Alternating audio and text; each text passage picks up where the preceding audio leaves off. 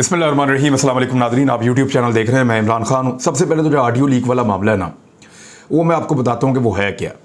जिसको शौकत तरीन साहब की ऑडियो कह रहे हैं जी, 2 वज़राए ख़ज़ाना के साथ, एक यहाँ पे जो पंजाब का है मोहसिन लगारी और एक जो खैबर पख्तूनख्वा का झगड़ा, उनके साथ जो ऑडियो लीक हुई है जी, ये बहुत बड़ा खौफनाक काम हो गया है और IMF की डील की तौहीन हो गई है।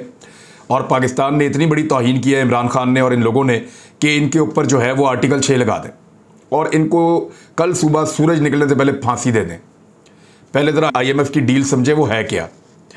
IMF जो है ना, वो एक इदारा है। जब आप बैनुल अक़वामी बैंकों से पैसे ले रहे होते हैं, आलमी सतह पे आप पैसा ले रहे होते हैं, तो ये जो IMF है, ये बहुत सारे आपके इंडिकेटर्स चेक कर रहा होता है। ये देख रहा होता है कि ये मुल्क इतना पैसा लेने के बाद क्या वापस कर पाएगा, क्या इस मुल्क की पॉलिसीज़ ठीक हैं। वो उसके ऊपर आपके ऊपर असरअंदाज होने की कोशिश कर रहा होता है।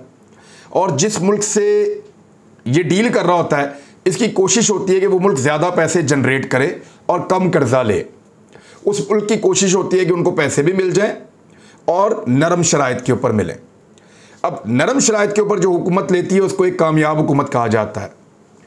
वैसे तो कर्जा लेना ही नहीं चाहिए, लेकिन जब ऐसी हालत में पाकिस्तान को पहुंचा दिया है और ऐसे बहुत सारे मुल्कों को, तो फिर कर्जा उन मुल्कों को लेना पड़ता है। तो जो हुकूमतें नरम शराइत के ऊपर कर्जे लेने में कामयाब हो जाती हैं, उन्हें कामयाब हुकूमतें कहा जाता है। और जो सख्त शराइत के ऊपर कर्जे लेने में कामयाब हो जाती हैं, उन्हें इंतहाई फारग और नाकिस हुकूमतें कहा जाता है। अब ज़रा दोनों की IMF डील में आपको बता दूं, एक 2019 में इमरान खान साहब ने की थी पाकिस्तान तहरीक इंसाफ के दौरे हुकूमत में, और एक PDM ने अब की है IMF की डील जो अब मुकम्मल हो रही है। ज़रा दोनों डीलों की तफसीलात आप देख रहे हैं। पाकिस्तान तहरीक इंसाफ ने जब IMF की डील की, तो उसके नतीजे में पाकिस्तान में महंगाई 10 से 12% रही। 10 से 12% महंगाई रही पाकिस्तान तहरीक इंसाफ की IMF के साथ डील के नतीजे में। PDM की जो IMF के साथ अब डील हुई है, मुकद्दस डील, इस डील के नतीजे में महंगाई 45% तक पहुंची है और पाकिस्तान के क़याम से लेकर अब तक के महंगाई के तमाम रिकॉर्ड टूट गए हैं। पाकिस्तान तहरीक इंसाफ की जब IMF के साथ डील हुई, अच्छा एक ही जितनी अमाउंट थी, उनका भी $1 अरब था, इनका भी $1 अरब है, तो यहां कोई फर्क नहीं है, दोनों का $1 अरब की डील है। पेट्रोल की कीमत में इजाफा पाकिस्तान तहरीक इंसाफ ने अपनी डील में 10 रुपए लीटर किया था। डीजल की कीमत में इजाफा लगभग 10 रुपए लीटर किया था। यह पाकिस्तान तहरीक इंसाफ की IMF के साथ डील थी। मुस्लिम लीग नून की हुकूमत ने IMF से डील से पहले ही पेट्रोल 100 रुपये और डीजल 130 रुपये तक बढ़ा दिया है। यह मुकद्दस डील है।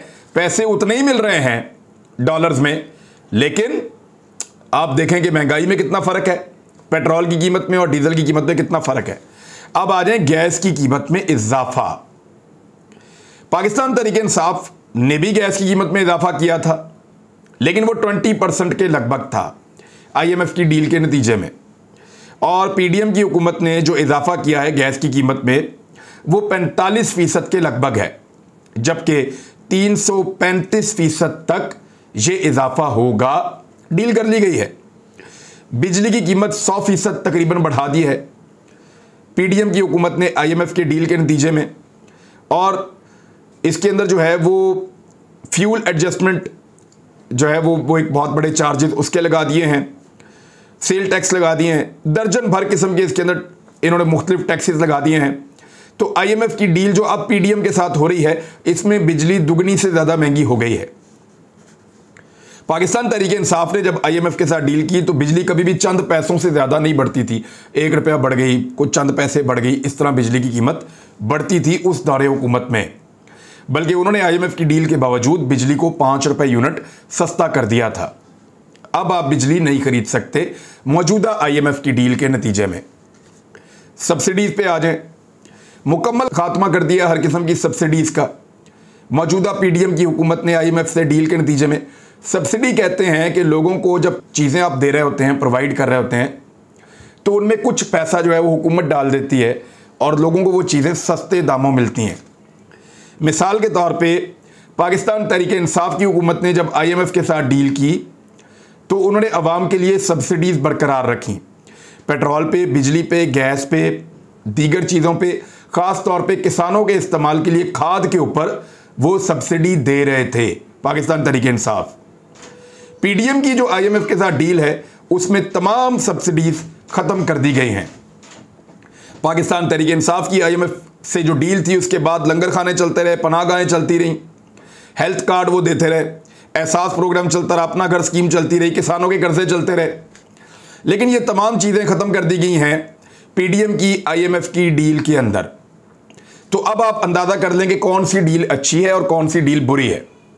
पाकिस्तान तहरीक इंसाफ की डील के बारे में बिलावल ने क्या कहा, एहसन इकबाल ने क्या कहा, शहबाज शरीफ ने क्या कहा, मरियम नवाज ने क्या कहा, नवाज शरीफ ने क्या कहा, मिफ्ता इस्माइल क्या कहते थे, आसिफ जरदारी, फजलुर रहमान, जमात इस्लामी, तमाम जमातों ने पाकिस्तान तहरीक इंसाफ की जो आईएमएफ की डील थी, जो मौजूदा डील से बहुत बेहतर डील थी, उस डील के बारे में ये सब कहते थे कि इन्होंने अवाम की कमर तोड़ दी है।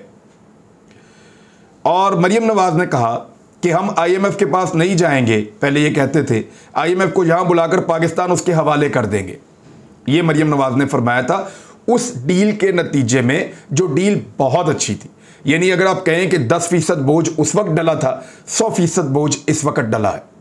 10 गुना ज्यादा बोझ पब्लिक के ऊपर डाला इस डील के नतीजे में जो शहबाज शरीफ ने की है, और जो इमरान खान की डील थी उसमें 10 गुना कम बोझ अवाम के ऊपर डला था। पैसे तो उतने ही मिल रहे थे। एक वक्त वो था जब तरक्की और खुशहाली की राहें खुल रही थी, कशकोल टूट चुके थे। नवाज शरीफ ने पूरी कौम को खुशखबरी सुनाई थी कि हम आईएमएफ को खुदाफिज कह रहे हैं। पाकिस्तान अपने पांव पे खड़ा हो चुका था और एक ये जाली नालायक हुकूमत है जिसने मुल्क को आईएमएफ के हाथों गिरवी रख दिया है। ये मरियम नवाज साहबा फरमा रही थी। बिलावल ने भी ऐसे ही बहुत सारे जुमले बोले थे। बिलावल ने कहा था कि आईएमएफ की इस डील को फाड़ कर फेंक दें वरना हम आईएमएफ की डील को आग लगा देंगे।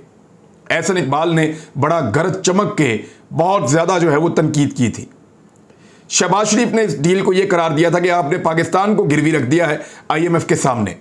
जरदारी ने, फजलुर रहमान ने, इन्होंने कहा बेच दिया मुल्क।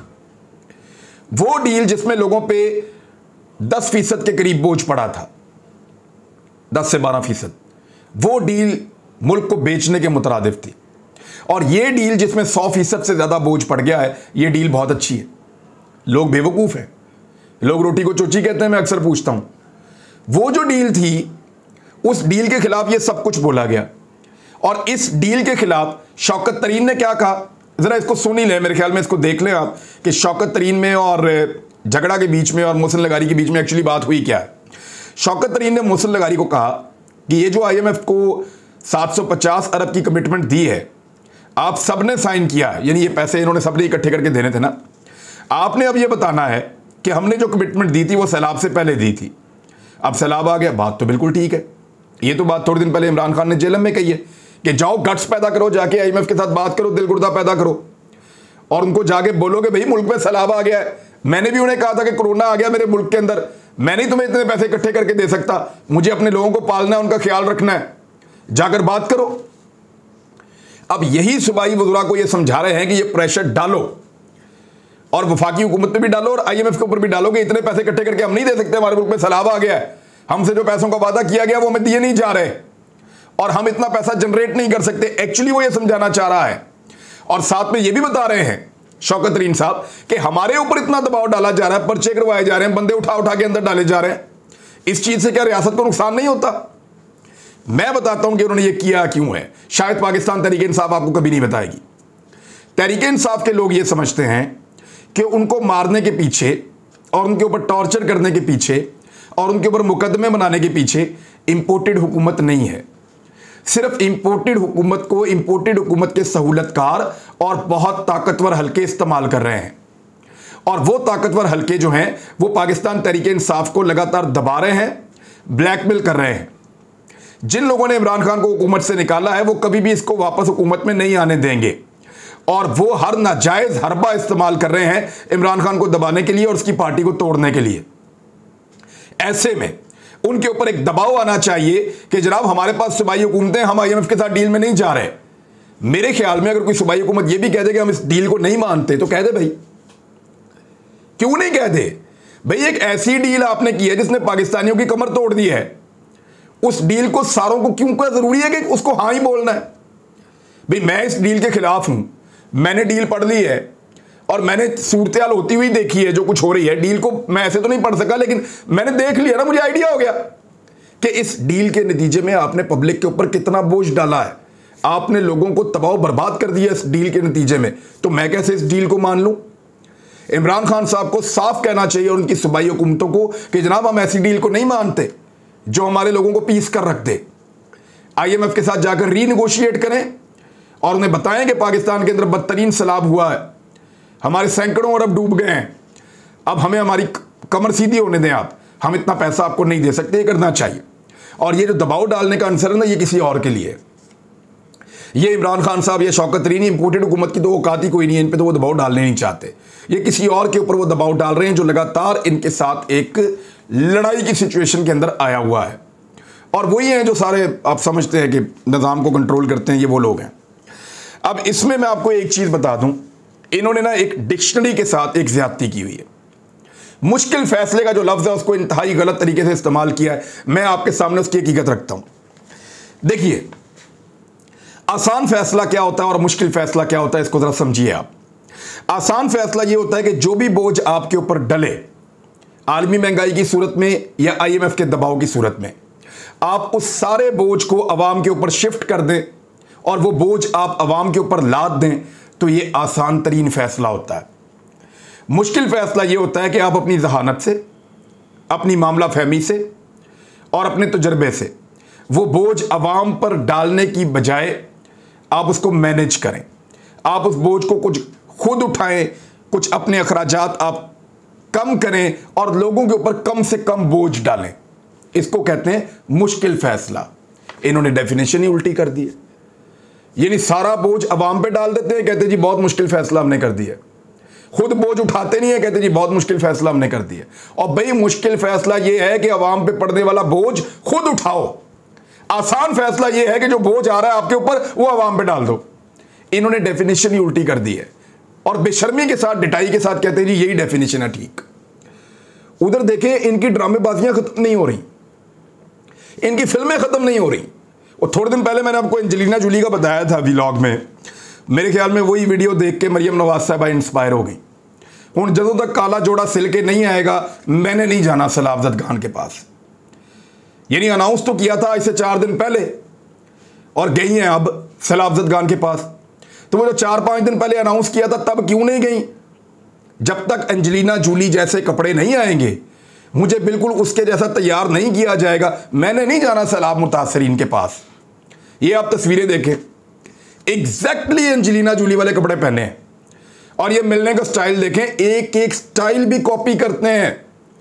इससे पहले भी मरियम नवाज तुर्किश ड्रामे की जो हीरोइन थी उसका लिबास पहन के कुछ एक्टिविटीज़ कर चुकी हैं मुख्तलिफ। यानी वो पहले बेनज़ीर बनने की कोशिश करती थी, फिर अब मुख्तलिफ एक्ट्रेसेस हैं उनसे वो इंस्पायर होती हैं और उसी तरह के कपड़े पहनती हैं। अब वो एंजेलिना जूली वाले कपड़े पहन के गई और उसी अंदाज में उन्होंने गरीबों के साथ फ़ोटो सेशन करवाया जैसे एंजेलिना जूली का था। हर चीज़ को इन्होंने ड्रामेबाजी के साथ ऐसे ही इन्होंने प्लान करना है। एक एंजेलिना जूली बन गई है, वो शहबाज शरीफ ब्रेड पिट बन के फिर रहे हैं कि जनाब मैं पता नहीं क्या चीज़ हूँ। वो जाली कैंप लगा के वहाँ पे लोगों का मजाक उड़ा के वहाँ से निकल गए, उनके जाते ही वहाँ से कैंप गायब हो गए। ये सारे एक्टर इकट्ठे हुए हैं। वो सबसे बड़ा एक्टर लंदन चला गया, उन्होंने जनाब यहाँ पे प्लेटलेस उनके गिरे हुए थे, बेड़ा गर्क हुआ था। जिस वक्त पासपोर्ट मिल गया, जिस वक्त मौका मिल गया, वो भाग के जहाज में चढ़े, वो गए बरतानिया। वहाँ जाते ही प्लेटलेस ठीक हो गए। आज तक रिपोर्टें शेयर नहीं की अपने प्लेटलेस की, वहाँ जाते सारे ड्रामेबाज हैं। यानी इन सबको कोई ना कोई अवार्ड दे देना चाहिए। ये किसी को ब्रेड पिट बना दें, किसी को एंजेलिना जूली बना दें, किसी को मैडोना बना दें, मरियम औरंगजेब, उनको रहने दें, वो अपने कैरेक्टर में ठीक है, वो बेहतरीन अपना कैरेक्टर कर रही हैं, उनको वो कुछ भी नहीं बन सकती, वो जो है वो वही ठीक है। बहरहाल ये जो है इनका तरीका वारदात है, गरीबों को हमेशा से बेवकूफ़ बनाते हैं। वो बिलावल भुट्टो जरदारी जो है वो बालों में खे डाल के उजड़ा पुजड़ा अपने आप को बना के और वो सरकारी कैंप के अंदर बैठ के ऊपर से वो मुराद अली शाह फोटोज बना। यार क्या है यार, आप लोगों का मजाक उड़ाने के लिए गए हुए? खुदा का वास्ता है यार, थोड़ा सा एहसास कर लें। एक IMF की डील जो इससे बहुत बेहतर थी उसको आप लोग दिन रात गालियां देते थे। आपकी IMF की डील के ऊपर तो आपको सजा दे देनी चाहिए और इसके ऊपर आप कहते हैं इसके खिलाफ बात क्यों ना करे, कोई बात करे ही ना कोई। मेरे ख्याल में शौकत तरीन को खुल के सामने आकर कहना चाहिए हम नहीं मानते भाई इस डील को, इसने पाकिस्तान को तबाह बर्बाद कर दिया है, जाओ जाके रीनेगोशिएट करो IMF के साथ और उन्हें बताओ जाकर के सैलाब आ गया भाई मुल्क के अंदर, हमारा मुल्क डूब रहा है। इनके ड्रामे खत्म नहीं हो रहे। फिर इनकी चालाकियां चेक करें। अब बैंक्स को बाकायदा जो पाकिस्तान के बैंक्स हैं उनको मजबूर किया जा रहा है कि अगर कोई फंड जमा करवाने के लिए आए तो आपने CM के फंड में पैसे जमा नहीं होने देने, खैबर पख्तूनख्वा वाले के या पंजाब वाले के, आपने PM शहबाज शरीफ के फंड में पैसे जमा करवाने हैं। जानबूझकर PM का फंड लिख के देते हैं और उसमें पैसे जमा करवा देते हैं लोगों के। कई लोगों को उन्होंने बेवकूफ बनाया। और भाई ये पैसा कहां जाएगा? क्या आप खर्च करेंगे लोगों के ऊपर? कल को आप कहेंगे ये पैसे हमने कहीं और लगा देने। तो बात यह है कि जो भी आदमी फंड जमा करवाए वो जाकर देखे बैंक में कि उसके ऊपर PM लिख रहे हैं या CM लिख रहे हैं। और ये कौन कर रहा है सियासत? कैसी घटिया सियासत है कि लोग जाके पाकिस्तान तहरीक इंसाफ की सूबाई हुकूमतों को पैसे देना चाहते हैं कि आप लोगों के ऊपर लगाएं और वो कहते हैं नहीं इसको ना PM के अकाउंट में डाल दें। बैंकर्स को बकायदा कहा गया है, जो लोग जमा करवाने गए उन्होंने वीडियोस डाली हैं, वो ये कह रहे हैं बैंक मैनेजर की इजाजत के बगैर आप सूबाई हुकूमत के अकाउंट के अंदर पैसे ही नहीं दे सकते फंडिंग के लिए। उनकी पहले पूरी कोशिश होती है कि वजीर आज़म के अकाउंट में चले जाएं पैसे। ये कर रहे हैं मिफ्ता इस्माइल साहब इस वक्त। इसको कहते हैं घटिया सियासत। अब तक के लिए इतनी, अपना ख्याल रखिएगा अपने इस चैनल का भी। अल्लाह हाफिज़।